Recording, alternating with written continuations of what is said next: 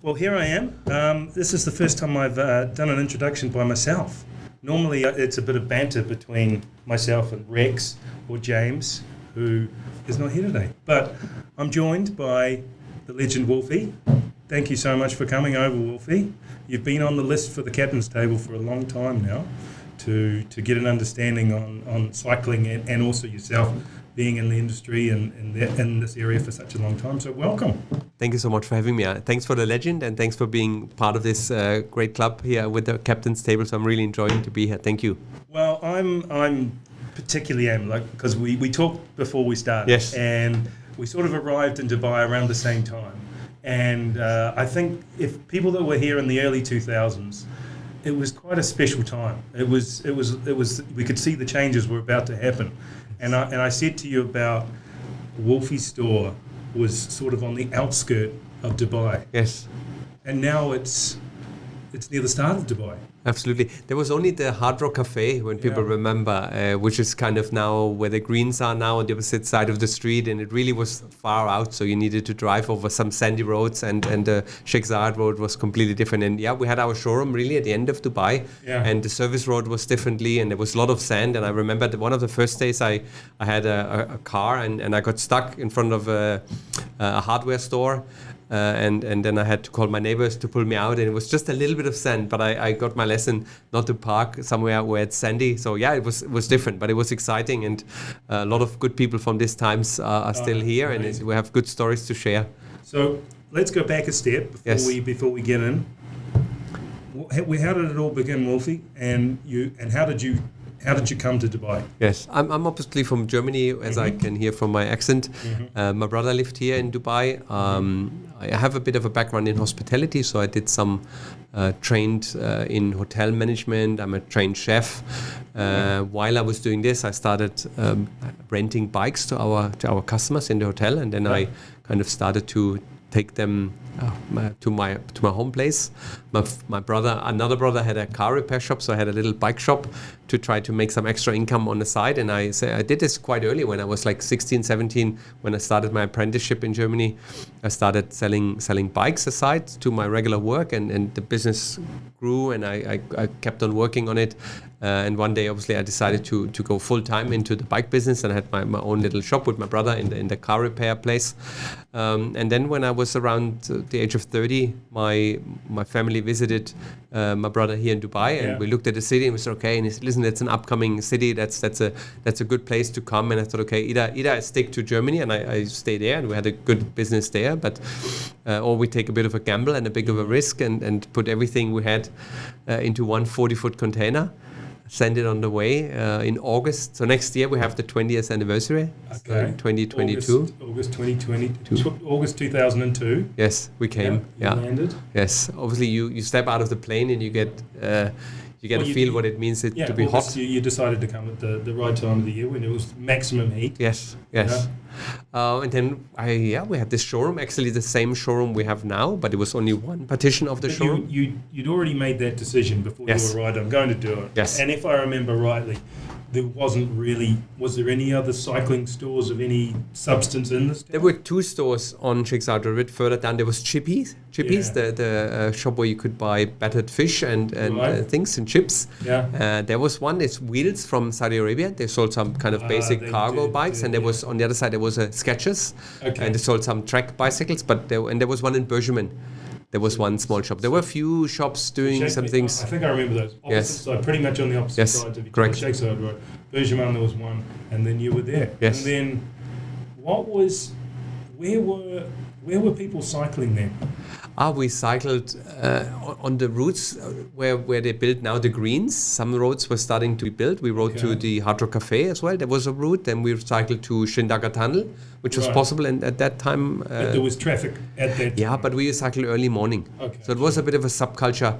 Early morning, 5 o'clock in the morning when the roads were quiet. Then we went on Al Ain Highway towards Al Ain. The Emirates Road was going to be built and so on. So we always find a bit of a road. Yeah, obviously we were only a group of maybe 2, 3, 4, 5 riders at the beginning. So it was very small. Yeah, and then obviously when you start a business, it's tough. Yeah, it's because the market wasn't really existing. So we really built the market. And it was just yourself and your wife. My wife, and we took one friend from Germany, a mechanic. Right. And then we found one gentleman from UK who helped us working, and then one Filipino mechanic joined us soon after. And then we were going to the Masaya Plaza to do the markets were there on the weekend. So we went there and showed the bikes, and I drove to Abu Dhabi and in some malls. And you try. And obviously in this time as well, it was always trying. Every conversation I had, I was trying to get my bicycle shop in. And when I met someone, I was trying to say, we have a bicycle shop, and tell the story as much as you can.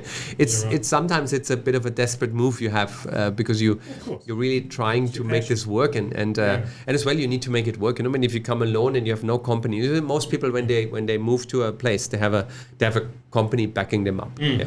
For me, I was on my own with my wife, and I had our daughter, and I was actually quite surprised. Obviously, you come here, you pay rent up front, you pay school fee up front, you pay your house up front, and suddenly my financial planning was not really existing anymore. So this was the banks and even still to this day, it's not really tailored for that, is it? They say, where's your monthly salary? Can we see that? Well, I don't have one. I don't have one. Business. Oh, okay. That's different. Yeah. Yes. We're getting closer to that, but those were the tough times. But it was good in a way. It was good. It took us much more time to establish a business and grow our business, but we never were exposed to it. And I think if at that time the banks would have been more forthcoming and would have given us maybe big loans, and I saw a lot of people growing and then falling down because they were overexposing themselves. So we spoke to banks, but they never really looked at us as a potential customer. And so we always grew organically our business, which up to today everything is we're self-financed and we do all this, so which is good. But it took a long time. And it was very difficult. I guess when I think about areas where around the Meadows, Springs, Lakes area, there were starting to be tracks that were starting to come up. Yes, the roads were just built. There was no houses, but they were building roads. And there was, probably a little bit. Apart from obviously your main team who were doing just the average cyclist was going there. So then, this is 2003. When and we're taking a bit of a step forward, and maybe there could be something in between. But when Al Qudra, Maidan, when did, and also what? There's so many urban myths of Sheikh Mohammed driving and then wondering what people were doing and that kind of thing. And seeing cyclists. Yes. Is that true? Or how we had the pleasure of His Highness coming to the store and looking what we're doing, and he was quite well informed. We had the pleasure to meet His Highness Sheikh Hamdan, and as well in Abu Dhabi. We've been there with His Highness and seeing them and talking to them and introducing the sport. And it's obviously, we just talked about cricket, that I have no idea about cricket, and sometimes it was just like bringing a new sport to someone. I remember that I watched the Tour de France, which is just happening now, and I watched it with some friends, and there were some of the royal family, and they were abroad, and we watched it over the telephone. Right. So, and we were like, they were watching. I was watching in Dubai. They were watching in France, and we were discussing it. They said, "What is this guy doing? Why is he?" And I said, "Listen, wait, he will attack." And then a few minutes later, the guy starts riding, and I said, "But why is he in yellow? He didn't win the stage yesterday." And I said, "No, because that's this. And why is he in green? And why would they race now? And why would he not go? And why would he not do this and this?" So it's really difficult to understand. So I think we had a lot of introduction and building up to do. So that's what happened. So it was gaining interest, got them into it, and then they said, we need to have more tracks here. Yes, and everything starts with a bicycle. It starts with somebody, a lot of people brought bikes, but then you need to repair them. You have a bike and you take it out and it's flat and you can't get a tube, then you put it back and you never touch it again. It needed someone to start this. And obviously it's very difficult when it's a small group of people. And at the beginning of when the rides were there, we were 1 and then 2 and then 4 and then 8 and then 16, and so it started to grow, and everybody brought a friend and said, hey, come, and it's really cool, and we should come, and you should bring your friends, and this, and so the groups were growing. And this was the groups before the tracks were there. Yes, absolutely. So there was a lot of cycling happening before that. And then when did the tracks? 2012. 2012. Yeah. Okay, so you had a good 19 years in preparation for that. For that. And they came through, and now obviously, what have we got? 300 or 400 kilometers of track. Yes, and it's more in plans. We're in talks with RTA, we're talking with the police. Obviously, His Highness Sheikh Hamdan said they want to make a really cycling-friendly city for Dubai and for Abu Dhabi as well. We're close working with Abu Dhabi. We're speaking a lot with them, and there's a lot of things. I think there's exciting news coming for cyclists. There's a lot of projects on the way, and there were a lot of other people helping us as well now. Once it has a bit of a critical mass, I think then it starts that people get interested and more people jump on board and more shops have opened and so on. It was good. We're happy that the scene is good. It's something you really like and you really enjoy and you see it growing. And I think we have obviously the advantage that we were the first and we started this, and it took maybe the first 5-6 years of growing something. It's really difficult. But we enjoy it. It's a nice journey, and now seeing where we've become, and we're just the Tour de France is on again, and that a team from the UAE Emirates was winning last year, and they're looking good again. I think that's sometimes I can't really believe it what we have achieved. Obviously, my wife, my daughter, all the team. We have people with us since 15, 16 years now, with the working with us on that mission. It's fantastic. So how big's the group now? How 80 people we have. Wow. Working. Yes.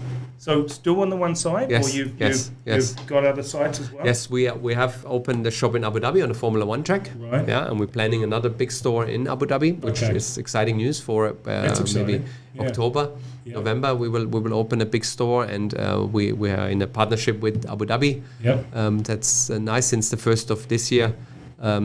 We are part of a bigger group, which is behind the Colnago, the bicycle brand Colnago, and behind it UAE Team Emirates. And I think that's really nice to have a support from the part of the government as well. They want to promote it. I think we are promoting health and fitness. Yeah, absolutely. I think we are. It's important for your mental and your physical health when you have a group. We were just talking about you going out in the morning and walking with your friends, and I think this is what we're really offering when you have a bicycle and you have a group of friends. And we see from a lot of people, and we spoke about mutual friends we had, and I think you saw how important this was, and when they left Dubai, how strong the cycling community was. And this is something which really keeps me going every day to go to work and kind of get somebody into the group. And I've over the years now, almost 20 years, I've seen so many people coming and going from Dubai, and then they come sometimes and say, hey, I'm leaving. And the Friday morning, what we do since so many years, we stopped it now for 1 year. We started 5 weeks ago to have that ride, where like up to 150 people ride the bikes together.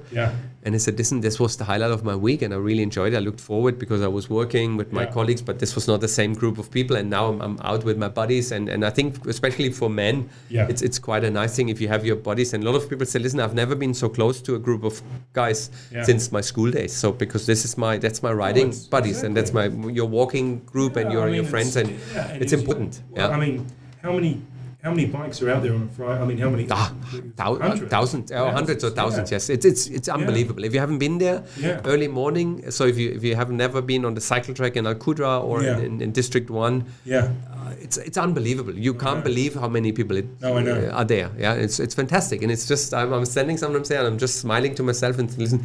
This is great, because I can see all the different groups, how they interact and how they talk and how people smile and laugh and exercise, and I think we really. I think we're really doing something good, and that's nice if obviously business and a social service to the community is one. That makes me really proud. And that coffee at the end at the coffee shop, it's fantastic. Nothing better. Yes. If you have that sense of achievement, it's funny sometimes when we talked the other day with our team, said, we were telling people, cycling is fun, and I said, listen, really, I think most people wouldn't really think it's fun, but it's a sense of achievement. You know what I mean? Of course, being pushed to your level best of exhaustion and this, but then later you feel like $1 million when you're like sitting with your friends and you're riding up Jebel Hafid or Jebel Jais. This is tough. You know what I mean? You're riding over an hour up a climb. And it's really tough, it's especially now with the heat and everything, but once you reach that top of the mountain, it's just the best feeling ever. Absolutely. And if you do it with a group of friends and you stick together and you look after each other and so on, I think it's any kind of sport, you know what I mean? And we're looking after the cycling scene here, and there's lots of people doing CrossFit, and they're doing walking and running, and you know what I mean? There were lots of good people. You know all of the people who have been here doing the cycling clubs and the running clubs before, and it's nice, and they've put so much time and effort into growing these communities, and that makes the city livable, like Dubai. Obviously, we have a lot of other great facilities, and Dubai is providing this, and I think the leadership does an amazing job of providing us with these facilities. Yeah. But then the people... okay, we have 2-3 months but as you say, early morning, you can get it done. And there's nothing better when that sun's coming up in the morning, coming from the thing. Now, tell me, how has COVID affected the cycling community? See, when we all went on lockdown 2020 and the shops were closed and everybody had to stay home, that was another tough period in my business life, because obviously I had a team of, at that time, maybe like 50 people, 55 people to look after. And obviously I know obviously people are sitting at home, being insecure. That's a difficult time for leading a team, and it was for me as well insecure. So how long is it going to take? We can sustain for a couple of months, but how long can we really sustain? Is the supply chain interrupted and so on? And luckily it was only for 3 weeks, and then businesses opened up again, and we were allowed to open up with 30%, and we had an amazing boom, and globally cycling had an amazing boom, and it's almost now to a level where it shook the industry so much, and we had so much demand that supply chain is really in problem, because obviously we had issues with supply from certain areas in the world when they were in lockdown. We had then we faced problems with, let's say, cardboard not available to pack the bikes. We had sometimes containers missing because the flow of containers around the world wasn't there anymore. So sometimes you don't see these things coming. You're in cargo as well, you know that, and then shipping prices were through the roof. We were trying to climb. Yes, we were trying to send these indoor trainers, where you could train at home. This was at certain time last year. It was the hottest selling item in the cycling industry, but nobody could get hold of anything because everything was sold, and we were trying to ship them in, and we paid, I think, 600-700 dirhams extra for shipping one of these small boxes, and it was just crazy. But you know, again, people send us. We said, "Listen, you're lifesavers. You saved our whole family because we could get one after the other, get on the bike and train and get this energy out. And if you've been locked in for some time, obviously the energy, especially if you trained before and you want to go out and exercise, and now suddenly you have to stay at home. Exactly. I think these indoor training machines was a hit. Well, they as we talked about it earlier, we had Greg Boucher on a few months ago, and he was talking about how that was. Yes. And then we also did talk about how whether or not virtual cycling or Peloton will that ever take over?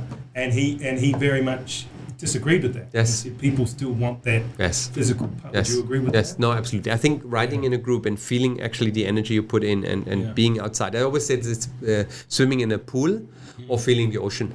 And feeling the wind and feeling the sea and pushing, and you really feel when the wind is blowing, you're really feeling the wind, and you're really feeling, and you're riding with someone, and you can really feel that battle in between people and this competition between riders and just being out there with a buddy and riding and having a good conversation and riding next to one another. I think that's something which was quite missing. And cycling, luckily, is a sport where we are fairly distanced. We have a lot of air going around, so I think it's one of the really safe sports if you're going out there with COVID related. And we see now that obviously the groups are open again, obviously with social distancing when you stop. But I think it's really working well, and globally as well. Nobody wants to go public transport. Nobody wants to go in the metro. Nobody wants to go there, and a lot of bikes have been undusted. But it's good, you know. I mean, it's a good thing. People go out there. We're not burning fossil fuels to move around. It's just, and I think a place where you can ride your bike is always something which is nice. And if I go home back to Germany and I can ride my bike in the village, and you see the neighbor and you say hello and this and this. If you're in a car, I think you're not as connected with the outside world. And it's so nice you see other people, and I think it makes a community more livable if more people are outside. And it's just overall people feel better when they come from a bike ride. Well, it's globally the more cycling tracks are doing it. In fact, my country, New Zealand, they now have a track from the top to the bottom. Yes, you can fantastic. Ride. So I mean, it's and so it's global. We've obviously got the plan for Dubai 2030 to be the most livable city in the world. My feelings is it's pretty close to that already. Yes.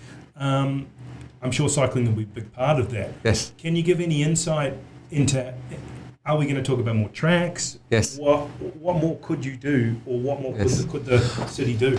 We're working on apps, obviously, to make this information flow a little bit better, that people understand where to ride from where, how can I go from here to there. We have obviously just announced another cycle track on the beach road. Yeah. This is a great project from His Highness. We're trying to connect certain routes now within the city. Right. We're trying to expand this as well into other emirates to make places a bit more easy and a bit easier to access. But yeah, cycling is a big part of the whole development for So everyone. basically, we could be looking at a completely interconnection. Yes. Where I could go from Jumeirah Beach Hotel to Al Qudra cycle track. Yeah, and it's not so far away. I hope really that in the next couple of months we will connect certain things, and the RTA is working really hard. Obviously, they have a lot of other things on their plate with creating the road network, and I think they've done a great job. We just talked about it in the Greens, how it was maybe like 15 years ago, and I think if people have been here, they understand what we're talking about, that traffic was really a problem, and now it's so free flowing, and you don't have to. We're always wondering if we wanted to go to Satwa or certain places, you didn't go because you knew you're going to get stuck for an hour or two in the car, and now you can go anywhere in the city and with no problem. I think they did a great job, and I think now with His Highness's degree of saying every community needs cycling tracks, and I think it's just the matter of being physically active. Sure. And I think it's good for your mental state. It's good to go with the family. It's good to be out and active, because I think this will just create a happy and healthier community. So Rex, who, as I said, couldn't be here, we love the Maidan track, and we're not the fastest. Yes. We enjoy it. Yes. We talk a lot, Yes. and probably enjoy our coffee at the end more. Very good. How about if somebody's here, Yes. they want to get into cycling? Yes. I mean, we all hear probably more on the higher levels of what you can pay for Yes. a bike, which is probably quite a lot. Yes. Yes. How could I, if I just arrived in Dubai, for example, how could I get into a club? How could I get a bike? That kind of thing. Apart from going down to Wolfi's, of course, which would be the first place to go to. The best place. Yes, of course. Yes. I think it's just a matter of what you want to do. If you just want to go out exercising, I think a bike between 2,000, 3,000 dirhams, like a leisure mountain bike type, where you can go like almost like an SUV kind of bike. You can go anywhere in the community with your family. Instead of walking your dog, you're riding with the bike. You bring your kids to school and so on. That's kind of bike. And a racing style bike would say maybe 5,000 to 6,000, 7,000 dirhams. It's a good bike to start. You can obviously rent a bike. You can do that. Yes, we have rental bikes as well. I think obviously it's quite important to get it properly adjusted, especially if you're going to spend 1, 2, 3 hours on a bike. Then you want to have everything optimized. We, for example, with all the bikes we're selling, we make a body analysis. We take a laser measurement of your bone structure. We adjust the bike. We make sure that the bike really fits you, because obviously I always tell people, you buy shirts and you have maybe from one brand you wear a small, and the next one a medium, and the next one a large, and it's really confusing what is the right size and what's the right setup. But I think if you go to a shop and they give you a wide range of products, and they adjust the bike properly, and then you get started, and then the rest of it is kind of, you need some water, you need maybe some energy drinks and whatever, if you really go for maybe 2 hours and more, but then go with your buddies and find a group or start a group. Get like you had your walking group, and you get a few guys out, and then go and ride, and there's so many things to explore. And if you haven't been really out there in the morning, we just talked about it as well, you go to the beach and you see the sunrise or the sunset.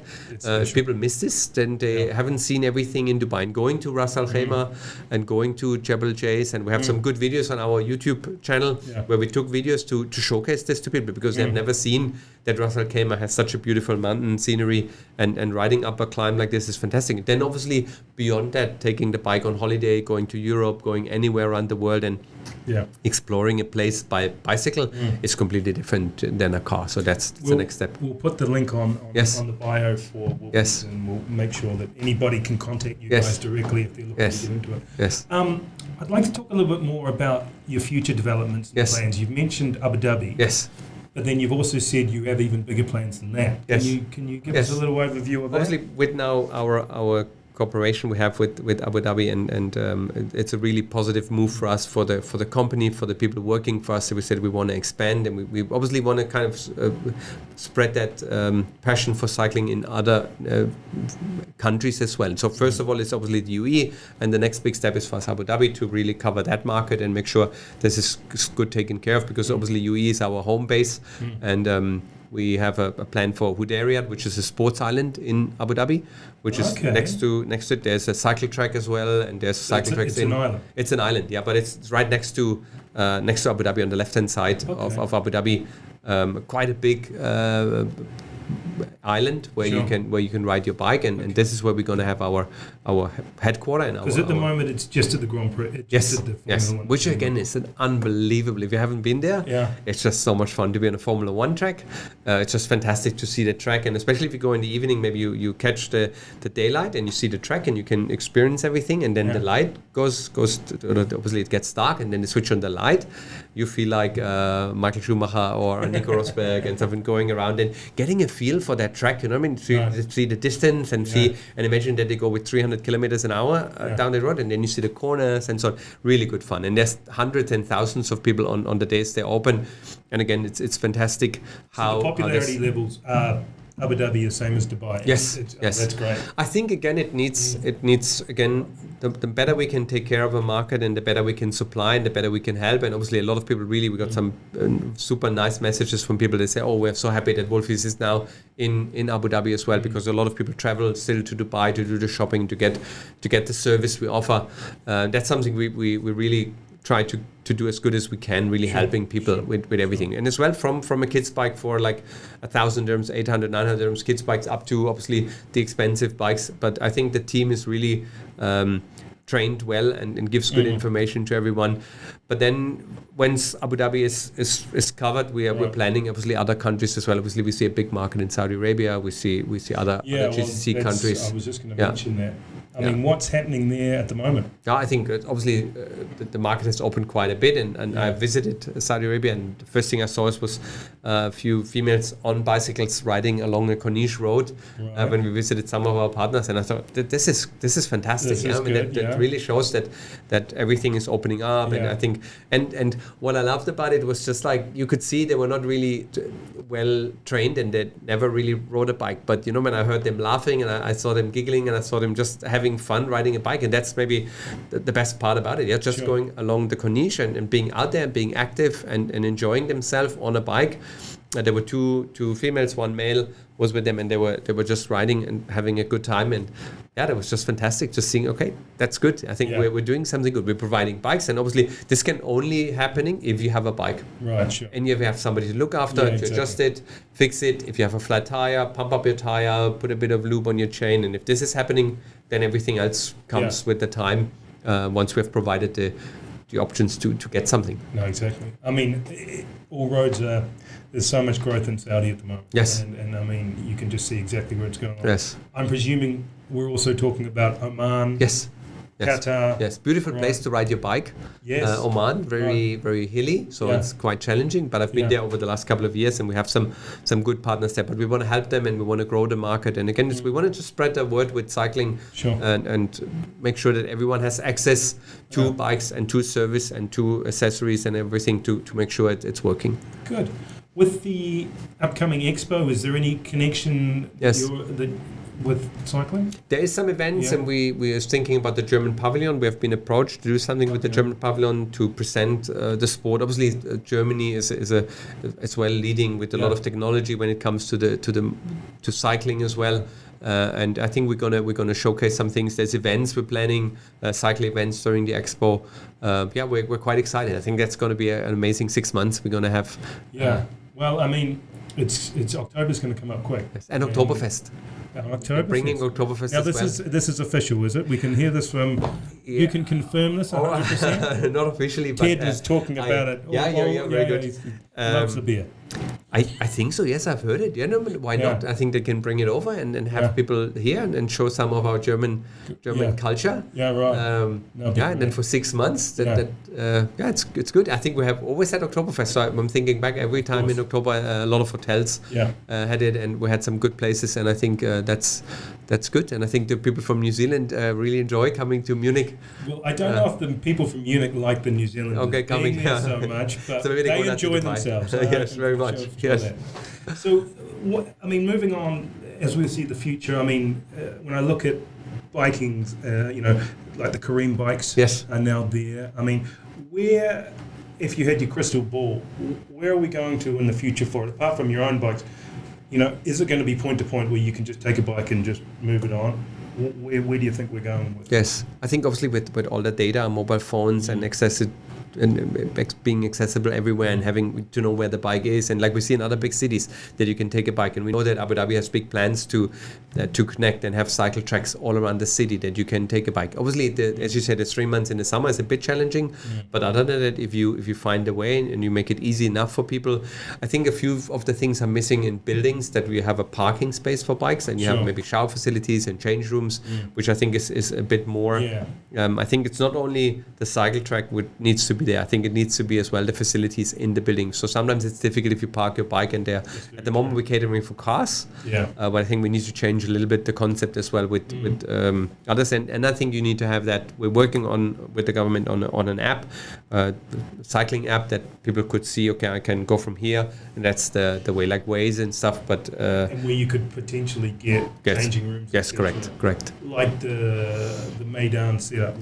Which is great. I think at the moment it is like you take your bike, you put it in a car, you go somewhere, you unload it, you go riding, and then you have a shower facility, and the shower facilities in D1 or on the DX bike cycle track, and then there's one in Maidan, and then in Al Qudra you have 2 places where you can have a shower, and it's really good. It's well maintained. You can go and then you go to work and you have your bike in the car, and I think that's something as well unheard of in the world. We have a lot of people, cycling professionals, they're coming to ride their bikes, and when we're in District 1 and they're riding there, it's funny how they take pictures, and you think, you have been around the world everywhere, no? Even the cycle track in Al Qudra. They said, this is so cool, that you have a track for 200 kilometers to ride your bike, and it's just in the middle of the desert, and it's just something special for them as well. Do you think we could, we love to bring guests and events to here, and obviously, please educate me on this. We have the international event that happens every year. Yes. Is there any way we could make a potential Middle East type of Tour de France scenario here? Is there anything that could bring more cyclists here? My dream was always, when they built the Palm, the first thing I said, how cool would this be if we start a prologue? So normally the Tour de France is the first day where they have a time trial, or the Giro d'Italia, and you would think, okay, if somebody would ride a road and then the helicopter would move out, and you would then see the Palm, and I thought this would be cool, and I think they would just be promoting. But obviously it's very difficult because most of the cycling events are in the summer when it's very hot here. That's why they moved the UE Tour at the beginning of the season. But I think UE made a big name for themselves by winning last year the event, and having now a very successful team at the start line. Is the team, and I should know this, but is it international? Yes, it is. There's some Emiratis in the team as well? Yeah, we have an Emirati. Actually, a few minutes ago, I just was with him on our own little talk show, Yusuf Mirza. A great story from him about how he grew up, how he fell in love with the sport, with his brother, and just an amazing story. If somebody's interested how long ago did he start? He actually said that he was in our store maybe like 15, 16 years ago when he was a little boy.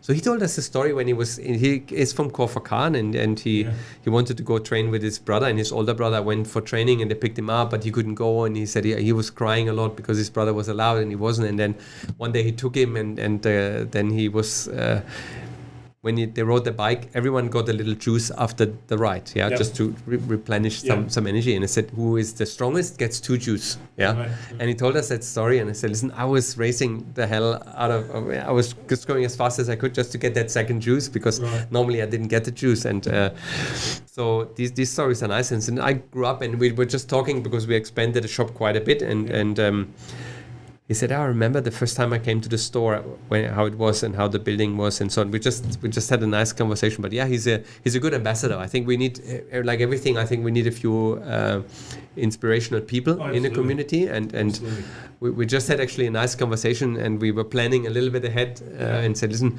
the inspiration, if he's going to schools and he's doing a lot of good work there, visiting schools, Emirati schools, and I think sometimes people they don't have the vision, they don't see. He's going now to the Olympic Games. He was already in the Olympic Games in Rio, and what event? Cycling. Which part? He is from Kofa Khan. No. Which event of cycling? Cycling. The road race. He was in the road race. Yes. Right.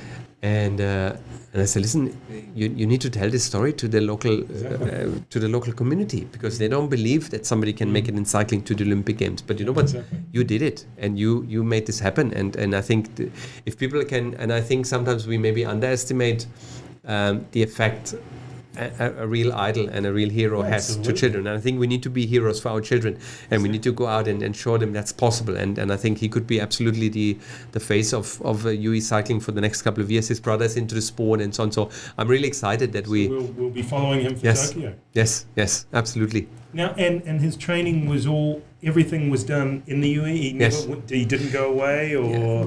Funny, we talked about this as well. So listen, obviously everything here happens with good weather, and the racing scene in Europe is different. Yeah, it's stronger. There's a lot of people. The training structure is different and so on. So they go in the summer. They went for a couple of months to Europe to get this training is different. Even if you come from America, if you really want to, if you're an American cyclist, if you want to make it, you need to go to Belgium and other European countries, Italy. The racing is a completely different beast there. Right. Yeah, and then you go there and train with them, and they say, listen, sometimes people don't understand how it is to ride up a climb in rain and cold, and then go on the other side down again. And it's like, here we're riding in the sun, and it's a bit of wind, but that is not what you face as a pro cyclist. We were just talking about it, about how is life as a pro cyclist. And they said, sometimes it's nice, and sometimes it's extremely challenging, because this environment. We never have any bad days. Yes, we don't have. Yes, if it's raining, yes. Yes, and sometimes if you're a good cyclist here, that doesn't mean you're a good cyclist out there. So that's why I think that we need to make sure that obviously the competition is brought here, or we have to go there. But again, that connects the nations, connects the people, and that there will be a great exchange. And I think we have really a good potential to grow the sport. And I think there's a lot of talent here, but obviously it needs to be fostered, and we're looking after that. As you say, it's going to happen anyway. Yes. Now you've got one or two role models. Yes. It'll continue on. Yes. And it takes it on. You mentioned Tour de France. I noticed there was a little accident a couple of days ago. Yes, when somebody was holding a sign.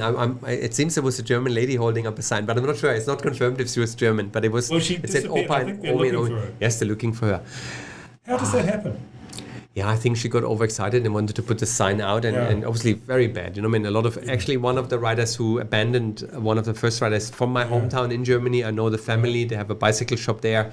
Obviously a big story that he made it to the Tour de France, and the first day, because of a sign held up, and Tony Martin as well is a good friend and one of our guests on our podcast, and he came down and he took almost the whole field down, and very, very bad. And this is not what you want to see. The Tour de France, 21 days of riding is hard enough. That's was there any bad injuries? Yes, a few people abandoned, so they had injuries and they couldn't continue. If you fall with 40, 50 kilometers an hour on tarmac, especially in a big group, and you hit each other and so on, so it's very easily to get. We saw Geraint Thomas dislocate his shoulder and just popped it back in. I think, I don't know, maybe rugby would be a sport where you get hit as hard and you stand up again. And if you come off a bike at 90, 100 kilometers an hour, it would hurt. It hurts, and you slide over tarmac. I think grass is one thing, but I think sliding over the surface of a street and hitting something, it's tough, and so we saw.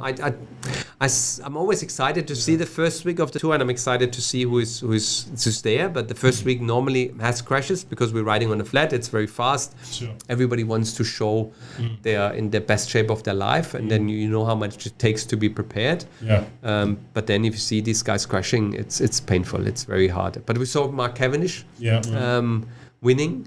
And that's obviously a fantastic story to have a few years where you, due to injury and not feeling well and maybe other issues, almost being written off, and then he wasn't even selected for the tour team, and he wasn't sure. And a few days ago he got the message he's in, and then paying back the team like this, and you could see how emotional he was about this. And obviously I was super excited to see him win.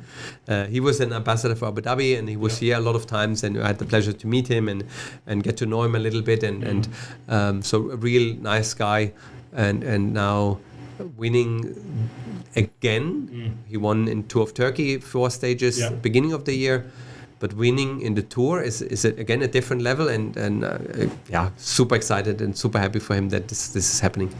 So out of all your experience, all your years, who's the cyclist that I'll go back to my rugby player. We have Richie McCaw or some player like who's the cyclist that you think of when you think of the best of the best? Sorry to put you on the spot. No problem. Eddie Merckx obviously is always somebody people would say is one who won 34 stages. So Mark is now with 31 stages he won, but obviously Eddie Merckx won everything. He's a little bit out of my era because I came a little bit later, so I think era Merckx was over, so I was never really as much involved in this. Obviously Jan Ullrich is a big, he was maybe my inspiration, and Eric Zabel. These are some German heroes. And then, Marcel Kittel, good friend. Without putting you on the spot, because it's not a discussion and it's sort of the elephant in the room for somebody who doesn't know cycling like you. Lance Armstrong. Yes. What's your feeling about him? He was here a couple of weeks ago. A couple of weeks ago? Or a couple of months ago. He was here for an event during COVID. Maybe it was 2020 or maybe 2021. I'm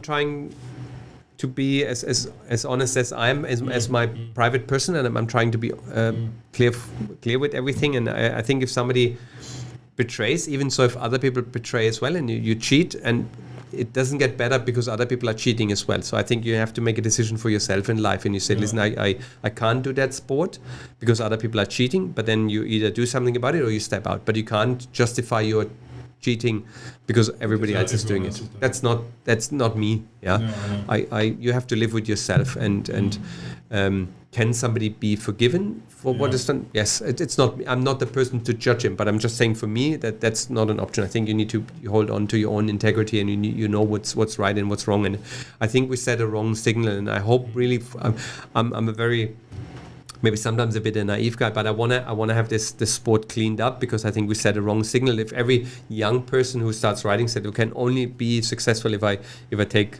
banned substances and I do something which is not allowed," and even for the mental pressure you have, if you know you do something, I think we've all done stuff maybe in life where we know it wasn't the right move, and what a burden. We cut corners. Yes, we cut corners, but then you feel that burden. You feel it for a long time until really you can clear. Yeah, in a way, I'm happy for him that he got caught, but I think maybe his life is better now because he could come clean. I believe so too. Because you don't want to live with this all your life, and I cannot imagine how it is to win 7 titles and knowing that everything was based on. I think you can only justify it when you say everybody else was taking it, and I'm really sorry again for him, for Jan Ullrich. I'm sorry for them that they had to do it. Yeah, so I'm not judging them. I'm not angry. I'm more sad that the environment was set like this, and they needed to get into this. But I think at the end of the day they made the decision, and I think what he did above and beyond was, I think he was very harsh in bullying people, and I think that's again another level. When it goes to people who worked with him and came clean, and he said, no, you're lying, and he really ended a career, and there's this whole story that he was so dominant. But again, I think sometimes we lose ourselves in having that strength and being such an icon, and all these when they got challenged, and he was so clear, and I think in his mind, I think he was clear that he didn't believe that he was doing wrong. I've heard that before. If you believe something enough, yes. And you tell yourself, if you tell yourself enough that I'm doing the right thing, and everybody else is doing it, and I'm not doing worse. And maybe again, to be fair, I think being then with everybody takes the same, and then you're on the bike, and I think he really trained a lot, and he was really training hard, and he was taking this marginal gains, and he looked at everything, and I think he's a on top of it maybe a very gifted athlete, and what he did for the cancer and everything. So he did a lot of good things in life. So I'm not the person to judge him. I didn't go to see him. And that was a personal choice? Yeah. Okay. And I felt like I'm not sure about it. I I said maybe. The way you've responded to it makes a lot of sense. Yeah. And I think it's probably the best summary I've heard of the whole thing. Yes. I try to live my life with a lot of integrity, and I try to be honest, and that's. I always tell my team, listen, I'm 50 now, so I don't have the chance to build my career again. I hope I make it to 100, but I think it will be difficult to rebuild a reputation. Sure. Yeah, I'm very aware about this, and I'm very conscious, and it's important to me. Maybe other people don't think like that, but for me, this is something I would never. I agree. I try my very best to be a good person. Yeah. And that's all. That's all we can do. Yes. The way we always love to summarise the captain's table is a little bit about Dubai. You've come here. Tell us a little bit about why you love Dubai. What's the parts you like? Maybe even some of the parts you don't like quite so much. But just a little snapshot of Wolfi's Dubai. I think the biggest thing was obviously coming here, having the sun, having the environment, which was created by His Highness to strive and grow a business. The opportunity I had here was I wouldn't have had the same opportunity in Germany, because in Germany we have lots of good bicycle stores and so on. And then after a while, when I came and had my small business, and I could see it's growing, and then I could see the impact I have on a community, and now I think whatever will happen, I will leave something behind. I've started something, and I was one of the first to start the cycling groups and so on. And I said this to Yusuf today. So listen, nobody will take this ever away from you. You were the first one in a team. You were the first one. He won 11 times. He's the first and most successful UAE cyclist we had, and I think nobody can take this ever away from me. And I'm so happy that I have something which nobody can really take away from me, and I left a bit of a footprint. And I think now when you get older, you're 50, you think, okay, what will people say about you once you're not there anymore? And I think when hopefully people speak about us and our business and my family and all the people and say, hey, this is the guy. There was one guy, and I remember what was his name? Oh, maybe it was Wolfi, and he started this cycling thing, and he was very passionate about it, and I think he did a lot of good things. This is an opportunity I had, and I'm very grateful and thankful, and I'm really grateful every day to be able to go to my business, to do what we're doing. I have an amazing team. I have an amazing wife who helps me. My brothers are here. I have 2 brothers here. I have the cycling community Friday morning when we have these rides, and I'm out there and I'm riding with 150 people on my bike, and I see how happy they are, and I think that's good. I'm in a good place in my life, and we've worked really hard for it. But again, I think everything in life you achieve is hard work, and the harder it is, sometimes the more you enjoy it. And I'm grateful for the opportunity to buy, and now Abu Dhabi and the UAE has presented us, and we're not finished. No. Again, I'm very excited to take this further. It's just beginning. Yes. But I mean, thank you so much for coming in today. No, thank you for having me. Great story. Yes, thank you. I mean, I've been wanting to hear the story for a while, and you've closed a lot of the gaps that I didn't know. So thank you so much for coming on. Thank you for having me. Thank you. Thanks. Great what you do. Thank you very much.